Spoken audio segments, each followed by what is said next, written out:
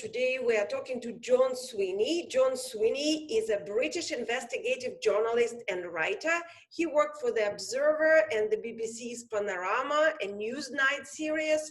He ceased working for the BBC in 2019, and since then he has been working and writing for the Byline Times, for a number of other publications, and he has his own independent podcast and a number of books coming out. Hi, John. You are the only person, I think, who made both Putin and Trump run away from you during interviews. It is right, yes. I'm proud of that. So I have annoyed Vladimir Putin and Donald Trump. John, what do you think Boris Johnson's resignation means to Ukraine and to the war outcome? Boris Johnson hasn't actually resigned yet. He hasn't seen the Queen. So he's actually still in play, probably to the Tory party conference in October, but he said he's going. Now, the reason so everybody understands he's going is that he's lied repeatedly about things.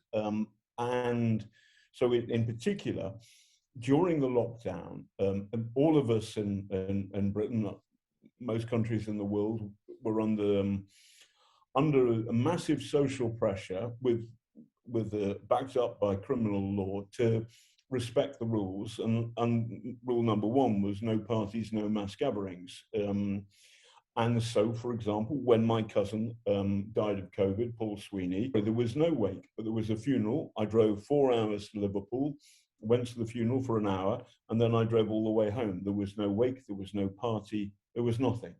And that is my own personal experience, repeated a million times over by everybody else in the country. Meanwhile, Boris is throwing a series of parties at number 10. And here's the problem, Zarina. He said there were no parties. Then there's a series of incidents like this, all of which aren't big in the great scheme of things, but it means you don't trust the guy. Then what happens is, he said, one of his ministers, the deputy chief whip, in charge of internal party discipline, but also a bit of a kind of government spy on the other MPs. This guy was had got drunk and then made some sexual advances to other men. This guy Pincher is gay, but that's not the problem. The problem is his misbehaviour, his sexual misconduct. And Boris Johnson said he had no idea that there were substantiated, solid allegations against this guy from before, but there were at the Foreign Office, and Boris knew all about them, and they were proper. There was a real complaint, and it was investigated, and Pincher was found to be in the wrong. So this is a kind of repeat, which is why the Conservative MPs, who are the people who can do this, have got rid of him. What's it mean for Ukraine? There will be no change, in my view, at all to the British government's big support for Ukraine. Now, I don't like Boris Johnson. Politically, I'm a Liberal Democrat, but I'm not like Donald Trump. I believe in democratic respect. So it's fair and proper to say that from the moment the war started, Boris Johnson was good on Ukraine, and he led the way, and it was great that he was the first leader of a big country. I think he was the first leader of the country to visit Kyiv, though, of course, let's remember that their head of the European Union, von Leyen, she arrived the day before, a nice piece of signaling. So Boris was good for Ukraine, and the symbolism was good. Fair play to him. But my view is the most likely next leader of the Conservative Party would be Ben Wallace. He's the defense secretary. And the gossip is that it was Ben who was saying, we must arm the Ukrainians. And Boris kept on not doing it. And it was only when Putin invaded that Boris got it, or Boris changed his position. But if Ben becomes Prime Minister, the gossip is that Ben Wallace is the most likely candidate to get it. So the policy won't change, it will get better.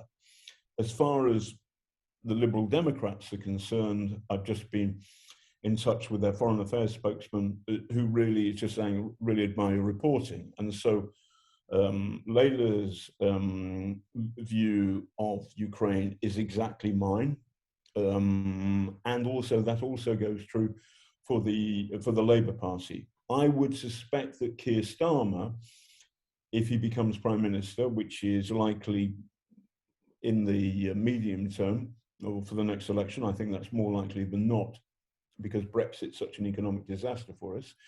But I think that there'll be less dazzle, but the policy won't change.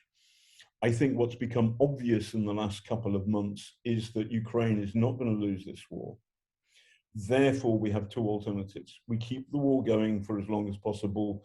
We bleed a little, we trickle the heavy metal Ukraine needs so desperately to Ukraine, or we give it to them properly. But I think that if you've got half a mind, you get it, that the world is not safe while Vladimir Putin is still in charge in the Kremlin.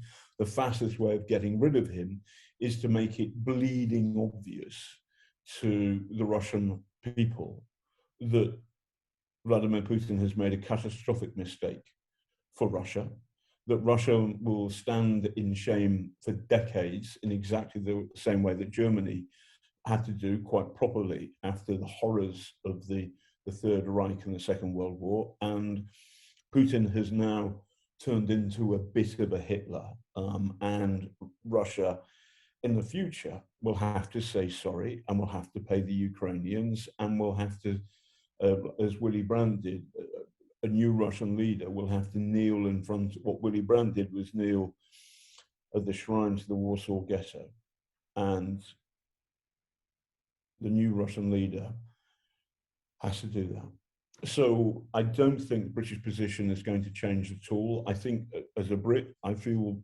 very proud that the British government and the British people got it. And that view is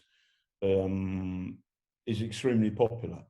The fact that Boris Johnson's gone doesn't change the love the British people feel for the Ukrainians, for their courage, for their grace under pressure, and whoever takes over will follow in Boris's footsteps. Thank you, John. I know that you are currently not in Ukraine, but I understand that you're going back to keep supporting Ukrainian people. The reason I'm going back is I'm sick of the West running away from Vladimir Putin. But I am sick of the timidity, the greed, and his ability, or his previous ability to play us off against each other. I am sick of that.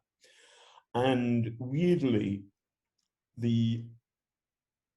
I like hanging out in Kyiv in particular, but all of Ukraine is great, because if you're rude about Vladimir Putin, nobody gives a damn. They like it. It's kind of good. So it feels like my head is clearer in Ukraine than anywhere else in the world right now.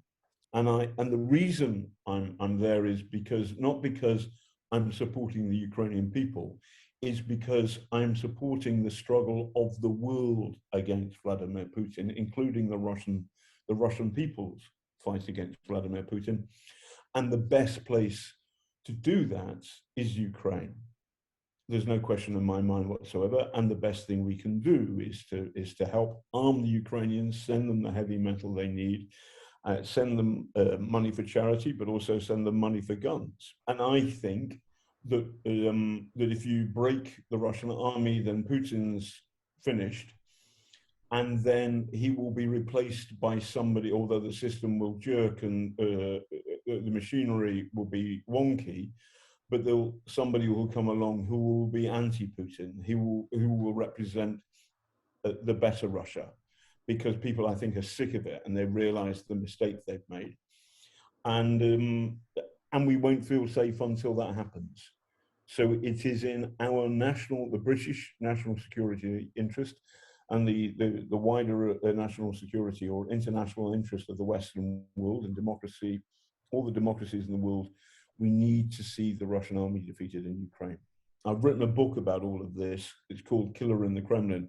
And it's coming out July 21st, published by Transworld Books. And as you can tell, Zarina, from the title, Killer in the Kremlin, it's broadly supportive of Vladimir Putin. Well, thank you very much. Hope to speak to you again and get your point of view and your opinions on the future developments.